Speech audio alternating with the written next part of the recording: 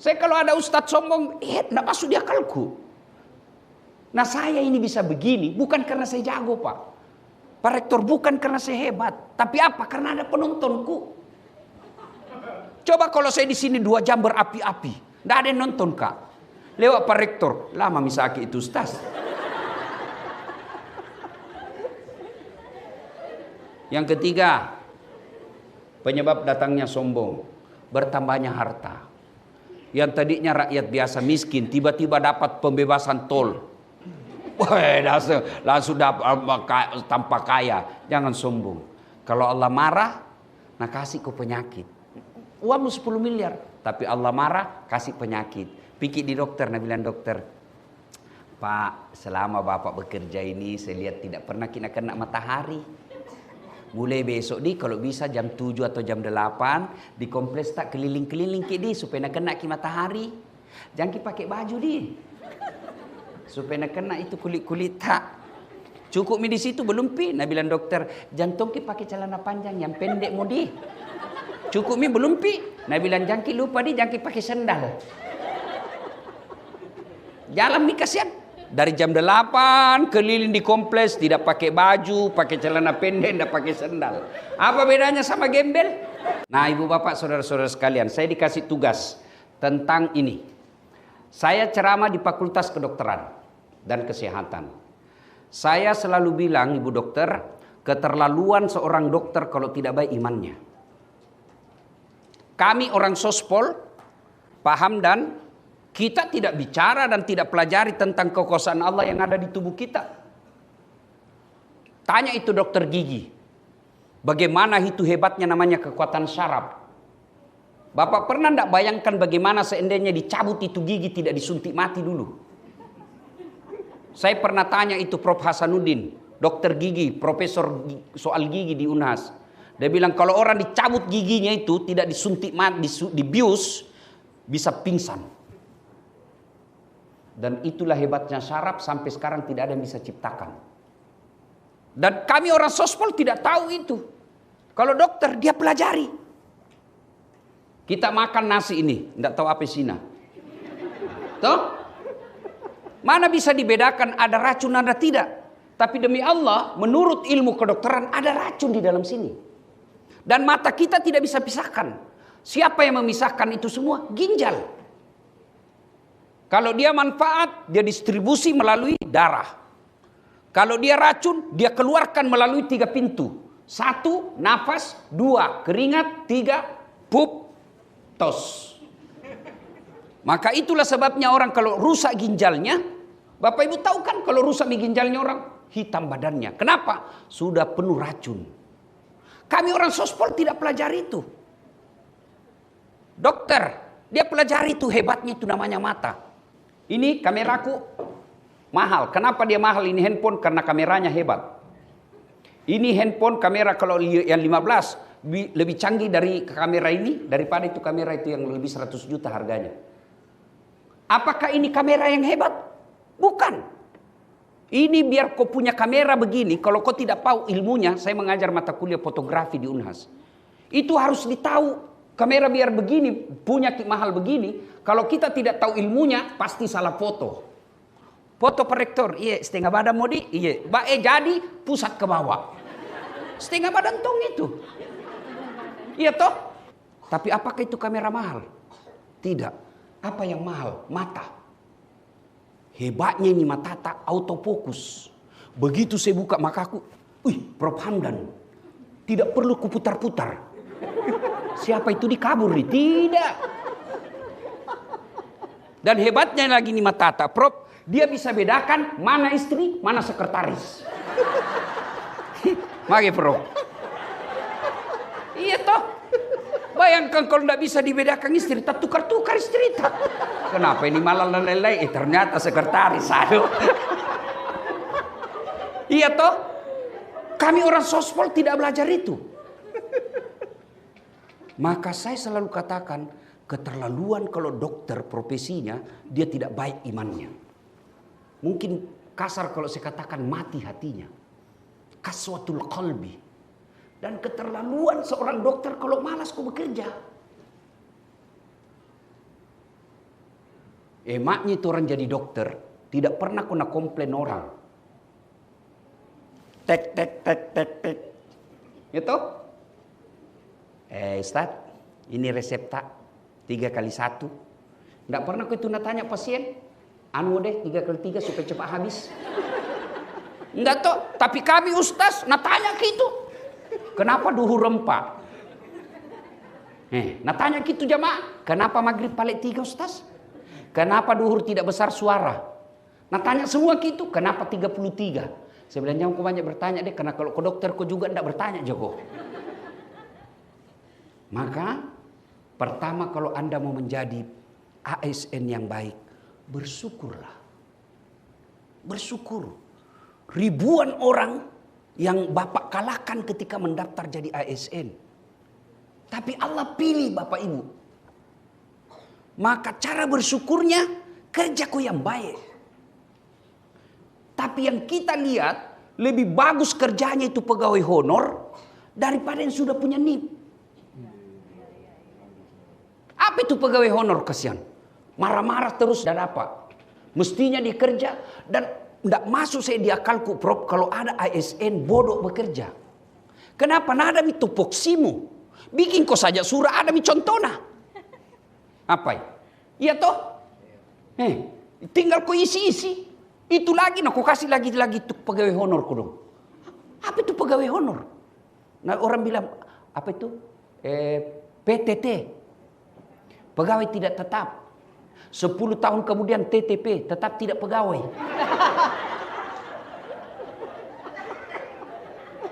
Maksudku saya toh, kalau kau sudah jadi ASN, bersyukur kau. Dengan cara apa? Bekerja kau yang baik. Kenapa banyak ASN tidak bagus kerjanya? Karena dia bekerja bukan lillahi ta'ala. Kalau niatmu lillahi ta'ala, insya Allah ulang-ulang kau runtuk gaji. Tiap tahu kau menrek pangkatmu, maruntuk toko amal aku akhirat. Bulan-bulan kau dapat pahala gaji, tahun-tahun kau kena pangkat, akhirat pun kau dapat pahala. Kenapa? Karena kau jadi dokter melayani orang. Kau jadi dosen mengajar orang. Tapi kalau kau hanya cari muka sama Pak Rektor, muruntuk mukanya. Tapi kau tidak dapat pahalamu. Di akhirat nanti ya Allah mana pahalaku? 30 tahun saya jadi dosen Fakultas Kedokteran dan Kesehatan Masyarakat di UIN. Mana pahalaku?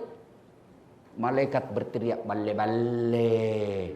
Bohong jitu kalau dia bekerja karena mau dapat gaji, cari muka. Maka dia pungalah ta'ala, kau dapat mi toh? Kau dapat mi? Apa yang kau minta di dunia kau dapat. Maka saudaraku bersyukur kepada Allah dengan cara apa? Bekerja yang baik. Itulah sebabnya kita orang Islam yang namanya etos kerja, niat. Coba buka deh buku fikih ibadah. Semua ibadah yang kita lakukan, itu kalau bicara sudah rukun-rukun, nomor 1 pasti niat. Coba buka rukun puasa, rukun haji, rukun sholat. Niat itu nomor 1. Kenapa? Karena niat ini penting. Itulah orang Bugis selalu mengatakan, pada cengi niatmu nak. Jak mucakkan niat. Kalau salah kau niatmu, capek kau bekerja. 30 tahun jadi ASN, tidak ada dapat akhirat. Begitu pensiun, mulai makin sakit-sakit. Gampang tersinggung. Kumpul mi semua penyakit. Tidak ada mi orang mau datangi ki. Ada mantan pejabat nak bilang deh dunia begini Ustaz di. Saya bilang jangankan manusia Pak. Kucing saja. Kalau nak tahu tidak ada ikan di rumahmu, tidak masuk itu. Maka Pak Rektor itu banyak orang datangi ki. Waktu tak masuk rumah jabatan Pak, banyak orang datang. Tapi begitu nanti keluar ke rumah jabatan, kamu pembantu tidak mau miantar ki. Nah, kalau kau niatmu cari muka, pasti kau stres. Tapi kalau niatmu lillahi ta'ala, bahagia. Tanya memang niat iko lo sapa, pungalah ta'ala melo pakai sini. Maka orang yang bekerja lillahi ta'ala, dia mengajar baik. Ya, dia jadi cleaning service baik. Dimarahi tidak tersinggung. Karena tong itu pegawai. dikasih pekerjaan. Sudah Ibu, sudah Pak. Tinggal di print. Belum sudah namanya itu. Kau tahu kok karena kau begitu semua.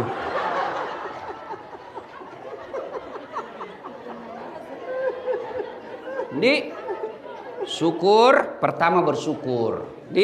Bersyukur itu implementasinya kerja yang baik. Kalau ada orang baik sholatnya dan tidak bagus kerjanya, pasti ada masalah dengan sholatmu. Tolong luruskan saya kalau saya salah. Inna sholata tanha anil fahsya'i wal munkar. Sesungguhnya sholat itu mencegah kalian dari perbuatan keji dan mungkar. Kalau orang yang baik sholatnya insya Allah jujur. Mana buktinya? Coba kalau bapak sholat di kamar, duhur. Jujur gitu? Ibu, mentang-mentang tidak ada lihat, kina bilang 2 rakaatmu deh. Enggak. Jadi kalau orang yang sholatnya baik sebagai ASN, pasti jujur. Kalau kepada istri bagaimana Ustaz? Oh, kadang-kadang perlu kita bohong. Bolehkah? Boleh. Ada 3 bohong yang dibolehkan dalam agama. Satu di antaranya, bohongnya seorang suami untuk menyenangkan hati istrinya. Itu boleh. Tambah cantik kau kuliah sayang. Padahal manalah tambah cantik dan tambah tua. Mak belemu tuh. Tapi perempuan suka biar dibohongi. Mama Nece itu kalau ku kasih tahu senyum-senyum, tambah muda ki kuliah padahal ku tahu-tahu dia bilang saya bohong. Ya. Tapi kalau soal kerja, jujurlah karena ketika kau bohong maka akan menutupi semua kejujuranmu. Saya, orang-orang di sekeliling saya yang kerja sama saya selalu sampaikan, kau jujur sepahit apapun. Dan kalau kau bohong, insya Allah dengan izin Allah pasti saya tahu. Saya tidak tahu kenapa, tapi ada kelebihanku. Kalau orang bohongi kak, kalau enggak saya tahu sekarang, suatu waktu saya pasti tahu dia bohong. Maka kalau kau salah, jujur. Kalau kau dikasih amanah, jujur. Kalau disuruh kau bikin kue 10, bikin kau 10. Jangan kau 9 kau bikin, baru kau lapor 10. Bikin kau pelatihan 1 bulan pelatihanmu, jangan kau diskon 13 hari. Kalau kau dapat memang duniamu, muruntuk ya sapai lino, muruntuk duit tapi dia nama berkah. Kalau sudah tidak berkah itu kau punya hidup dalam bekerja, maka anakmu anak durhaka. Istrimu melawan. Ya? Jujur. Apalagi orang yang sholat pasti bersih. Mana buktinya orang sholat bersih? Tidak mungkin bapak sah sholatnya kalau tidak wudhu. Kecuali dalam keadaan darurat, tayamum, jujur, kemudian bersih, kemudian disiplin. Orang yang bagus sholatnya pasti jadi ASN yang disiplin. Mana buktinya? Tidak mungkin kau sholat duhur jam 5. Tidak mungkin kau sholat subuh jam 10 pagi. Kecuali ketiduran. Kalau ketiduran, Allah masih tolerir. Kalau tiap pagi, kurang ajar kau namanya. Orang pasti disiplin. Ini mau saja deh nilai-nilai sholat kau amalkan dalam sebagai ASN. Insya Allah baik kerja. Apalagi yang dibutuhkan seorang ASN. Fokus. Banyak orang gagal bekerja karena tidak fokus. Apakah betul orang sholat fokus? Iya. Mana simbol fokus dalam sholat? Kiblat. Orang kalau sholat harus cari ilmu, syaratnya cari dulu. Kecuali dalam hutan tidak ada cahaya, tidak ada sama sekali, menghadap kemana saja boleh. Maka ketika bekerja, fokus.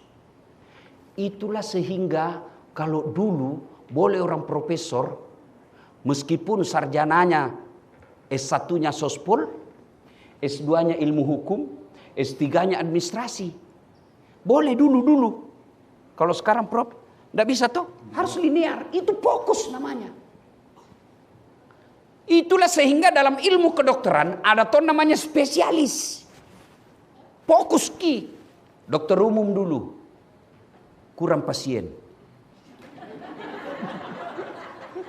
Ya, aku tahu jadi semua bela. Gitu? Nah, supaya banyak pasien, kita sekolah THT. spesialis hidung tenggorokan. Kalau saya inilah dokter paling berjasa kalau buat saya. Karena ini tugasnya, hidung tenggorokan. Karena biar jago ceramah kalau tenggorokan sudah bermasalah, tidak bisa. Saya pernah dapat, wallahualam benar atau tidak, Ariel Peter Pan itu sekarang dilarang menyanyi. Kalau saya tidak salah, saya dapat postingan. Kenapa? Pita suara, suruh istirahat dulu. Penceramah juga begitu. Nah, maka saya selalu konsul ke THT. Telinga, hidung, tenggorokan. Mau lagi-lagi spesialis, ada lagi khusus tenggorokan. Begitu juga dengan bedah kan. Ada bedah umum. Ada lagi spesialis lagi, bedah saraf, bedah tulang.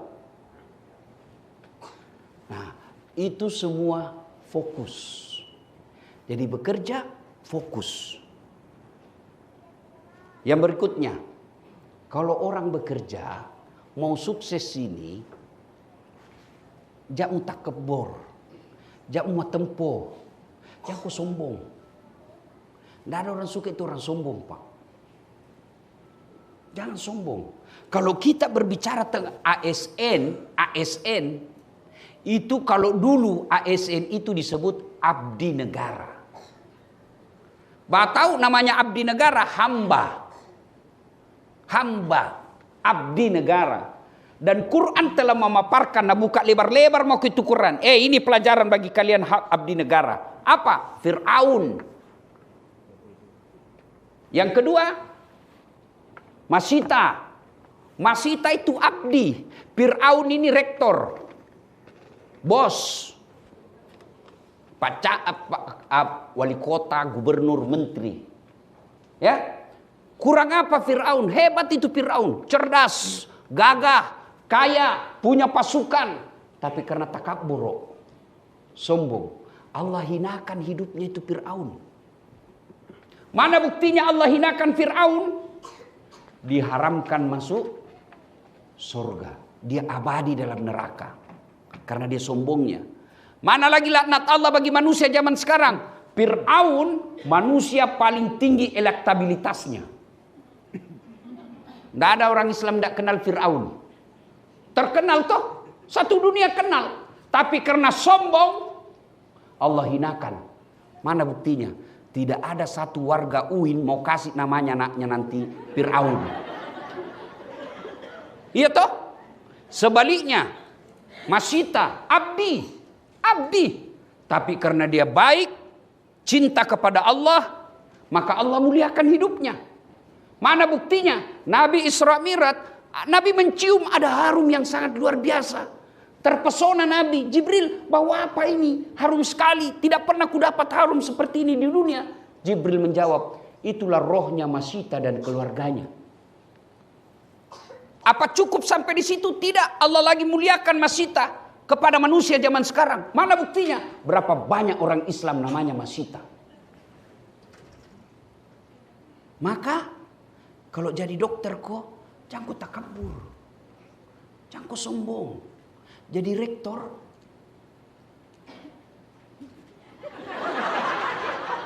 Tuh. Masya Allah. Ini Tommy kelebihan Prof. Hamdan karena tidak ada yang begitunya. Dari luar negeri. Nah kali momok mi bahasa Inggris ya. Tapi kalau ketemu orang seolah ya ciri khas orang Eropa, welcome, cocok nih Bro. Orang Indonesia bilang familiar, ini oge makada pasijing. Biar bagus rumah tinggi sekolah tapi kalau sombong nah biar keluarga tak mau datang itu. Jangan mau pergi rumah macingkang. Jangan bulan tempo. Iya toh? Iya. Ada orang miskin rumahnya biasa, tapi setiap pengantin orang dari kampung ke situ semua bermalam. Tidak ada yang mau datang ke rumahnya keluarganya yang mewah. Jangan sombong. Dan mohon maaf, salah satu profesi yang selalu sangat susah saya pengalamanku sangat susah saya ceramai, dokter. Apakah sombong itu pakai baju mewah? Belum tentu. Apakah sombong itu pakai baju mahal? Belum tentu. Lalu apa itu sombong? Ulama mengajarkan dua karakter sombong. Satu, menolak kebenaran. Dua, nganggap remeh orang lain. Itu masyarakat jahiliyah, salah satu sebabnya dia dilaknat karena dia sombong. Kenapa Abu Jahal, Abu Lahab membenci Muhammad? Apa karena ajarannya Muhammad? Tidak. Tapi karena dia sombong. Apa itu Bani Hashim? Kata Abu Lahab, lebih mulia saya punya turunan daripada itu. Abu Jahal katakan bilang begitu. Abu Sofyan juga bilang begitu. Matandre ya, matandre iko uakmu. Iya peta, iko uak. Hah? Kalau dalam Bugis. Itu kan sombong.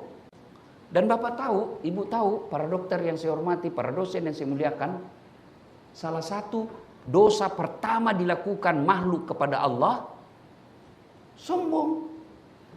Ketika disujud, suruh sujud kan? Jin, sujud kok. Kata jin, saya tidak mau. Kenapa? Adam anak baru kemarin. Saya sudah lama. Ini yang dirasakan Prof. Hamdan. Tuh. Kenapa? Beliau rektor tapi masih muda. Dan saya yakin ada barangkali dosen beliau yang sekarang jadi anak buahnya. Tapi tidak boleh itu menjadi sebab kita menolak kebenaran.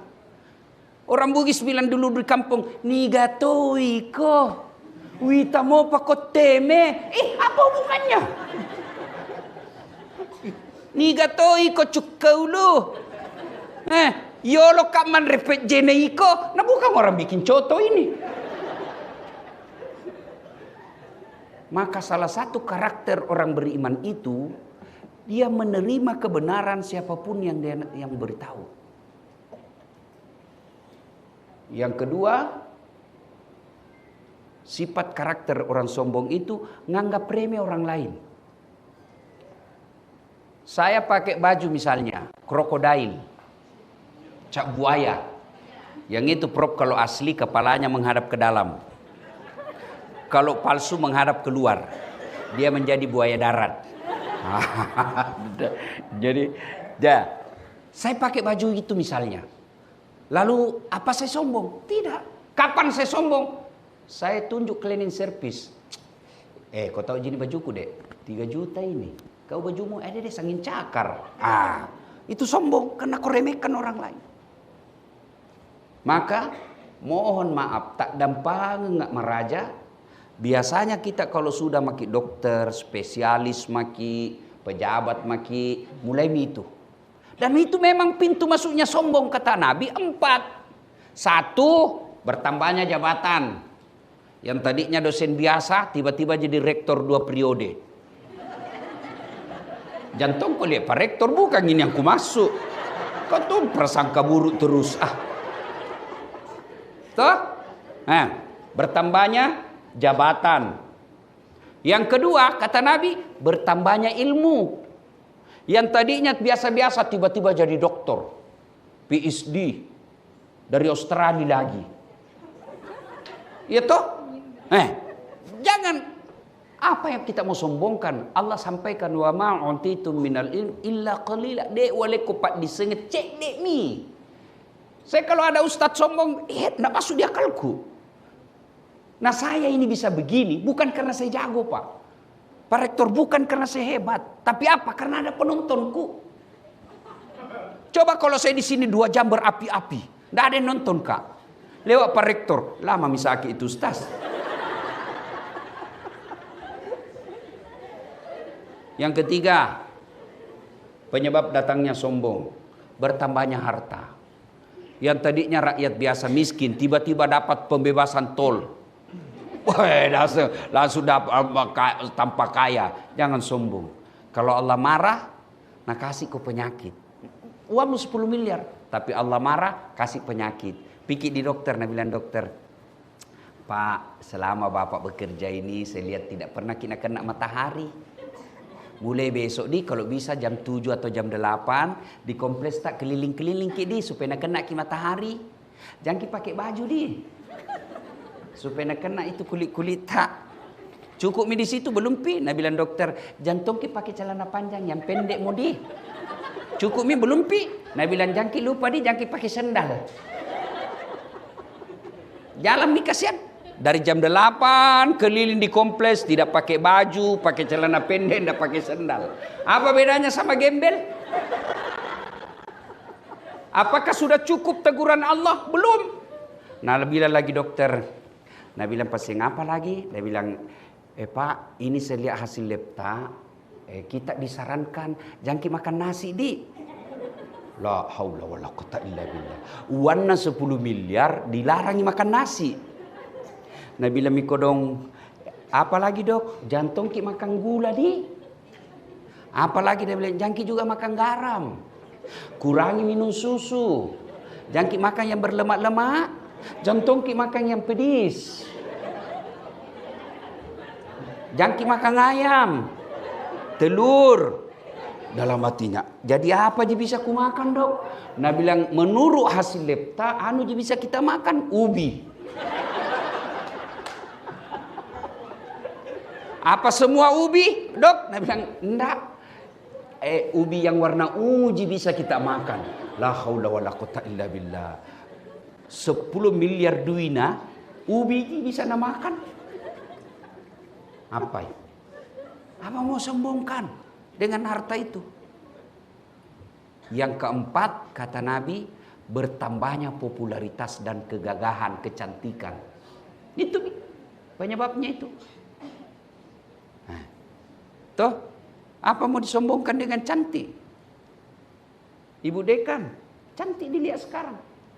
Tapi 70 tahun. Biar pergi kau di apakah namanya itu bleaching, apakah namanya itu ya. Ah, skin, itu mi. Biar kau oke lah, kau tetap awet muda tapi nak kena kau stroke. Apa? Langsung bengkok mukamu. Mak bebe nyok, jangan kau begini. Pasti kawin lagi suami ini. Ya toh? Maka kita biasanya ASN punya peluang untuk sombong kalau pulang ke kampung. Ih tahu wah, pegawai nak nala baco. Kege mak jama korektor UIN. Ih tahu agan nasi kulana poli Australia doktor PhD. Ya. Ya. Makin rendah makin baik. Tuh. Kemudian yang paling penting, kalau kita ASN itu, jangan kau pernah berharap bisa kaya. Makanya disebut ASN. Kalau kau cari kaya, bukan kau jadi ASN, jadi kau pengusaha. Seperti Aksa Mahmud, seperti Pak JK. Kalau mau kau jadi ASN, ya sepertilah Pak Hamdan. Seperti Dasat Latif. Ya toh? Jangan berharap kalau kau kaya nak pegawai negeri kau tajan nih. Nah peresa kau KPK. Ya, maka bapak ibu salah jadi dosen kalau mau kaya. Saya tidak tahu di UIN Prof. Kalau saya itu membimbing skripsi tak 3 bulan. Hah? Berdarah-darah otak si Gea waktu ujian. Kamalu tongki kalau diserangnya anak mahasiswa tak? Kelihatan kita yang bodoh. Iya toh? Bertahan kita tak 2 jam. Waktu seminar nih. Berapa honornya? Apa? Tidak sampai 300.000. 150.000. Kapan dibayar? 3 bulan. Potong pajak 15%. Mau kok kaya 300.000? Pembali coto lagi tenang gana. Tapi kata Allah wala ta'esu min rauhillah. Jangan peturenu, jangan putus asa. Jangan kau cari uang di sini, tapi cari kau uang di tempat lain. Orang biasa curiga, kenapa Ustaz bisa bangun masjid begini. Mobil mewah-mewah. Jangan salah, satu banyak temanku orang kaya. Yang kedua, kuat cari uang. Maka kalau bapak ibu pegawai negeri itu Pak, insya Allah kau tidak akan miskin. Memang susah kaya, tapi insya Allah tidak kau miskin. Apa yang membuat kita miskin? Selera. Akhirnya apa? Tidak pernah keluar kursus itu SK. Belum pi jadi tempo perpanjangan misalnya. Kenapa? Seleramu matan relade bos. Ya kau 5 juta mi gajimu siuleng, 7 juta ji gajimu 1 bulan, gaya hidupmu 5 juta insya Allah tenang kok. Kapan kau menderita? 7 juta gajimu, gaya hidupmu 10 juta. Maka pasti kau ngeredit. Akhirnya apa? Tidak bisa kau nikmati itu gajimu. Karena begitu mau jatuh tempo stres semua kau sedek. Ya, itu pegawai negeri apa sih hebatnya? Kalau kau cari harta tidak mungkin. Nah bilang orang, berapa gajimu dah saat? 9 koma. Wih, ini kapan nasa gaji naladase? Kan di Makassar gitu nama aku dasat. Kalau di kampung ladase. Ini kapan nasa gaji 9 koma? Saya bilang iya, tanggal 9 sudah koma. Jadi, kunci semua itu insya Allah kalau ditutup dengan sabar dan syukur. Ya, ibu bapak saudara-saudara sekalian, jangan terlalu panjang. Ini mau saja, ya. Jadikan pekerjaan kita di Fakultas Kedokteran dan Ilmu Kesehatan ini sebagai ladang amal. Kalau itu kita jadikan prinsip ladang amal, maka biar tidak ada perintah dari rektor, perintah dari bu dekan, pasti kita selesaikan dengan baik. Kenapa? Saya bukan cari muka sama rektorku, saya bukan cari muka sama dekanku, tapi saya mencari ridha Allah. Kalau ridhanya Allah isapa, pamasena puang isapa, insya Allah kerjanya enak. Untuk penghormatan saya kepada guru saya, rektor saya, Profesor Dr. Andes Hamdan Johannes PhD. Saya di kesempatan ini memberikan hadiah buku yang menjadi kenang-kenangan. Ya, alhamdulillah Prof, saya sudah menulis 7 buku. Ya, dia bilang orang di mana aku menulis? Itu nih kalau di atas kap pesawat 2 jam nah. Dan saya punya salah satu yang Allah berikan kelebihan, kalau ada kupikir tidak bisa tidur kalau tidak tuntas. Sama saya pernah kan waktu saya kuliah S3 kan 2, doktor Kak juga di sini, UIN, doktor Kak juga di Malaysia. Saya sempat difitnah di koran, Tribun, itu. Dia bilang, tidak kuliah itu, saya tidak banyak ribut. Kasih lihat saja, posting saja nuku, ijazahku ini. Di mana saya begitu, kalau ada kumawi, tidak bisa tenang kalau tidak selesai. Buku saya pertama Prof, judulnya ini. Yang pertama sekali, pengalaman saya ikut pilkada 2014. Di Kala Kostas tidak, cuma suaranya Pak Dani lebih banyak. Itu namanya sangka baik. Judulnya Pilkada Nikmat atau Bencana. Pemikiran politik seorang dai. Nah ini. Kemudian buku saya yang kedua judulnya Islam yang diperdebatkan. Ini tulisan saya waktu mengambil S3 di sini. Makalah-makalah tentang masalah-masalah khilafiyah. Rokok, euthanasia, suntik mati. Seperti itu. Ya, ada di sini. Ya. Kemudian yang berikutnya setelah itu saya tulis ini. Dari hati ke hati. Ini kumpulan ceramah saya yang viral. Jadi dari bahasa lisan saya jadikan bahasa tulisan. Ada orang hebat berpidato tapi tidak tahu menulis. Ada juga orang hebat menulis tapi tidak tahu pidato. Alhamdulillah barakatnya puangnya. Saya bisa menulis, bisa juga pidato. Nah, ini judulnya Dari Hati ke Hati. Ini ibu-ibu dosen, ibu-ibu dokter, Pak Dokter, kalau ada anak tadi pondok mau belajar pidato, di sini naskah-naskah pidato. Saya kasih ya. Kemudian buku saya berikutnya adalah Ini, media sosial suatu alternatif. Bagaimana itu media sosial bisa menggantikan media surat kabar. Kalau dulu orang menulis di surat kabar hebat nih, tapi sekarang tidak ada yang baca. Nah ini, jadi media sosial itu disebut media alternatif. Nah ada di sini, ini sebagai dosen komunikasi. Kemudian tulisan saya berikutnya adalah jurnal, ini pedoman buku pegangan jurnalis pengabdi kebenaran. Ini intisari dari disertasi saya di Malaysia yang saya berbicara tentang objektivitas media. Tidak ada media yang objektif. Bahkan John C. Merrill katakan objektivitas itu hanya mitos, tidak mungkin. Tidak akan pernah Bapak nonton TV One mengeriti bisnisnya Abu Rizal Bakri. Ya kan? Tidak akan pernah Bapak dengar bisnisnya Pak Alwi Hamu dikeriti oleh Fajar.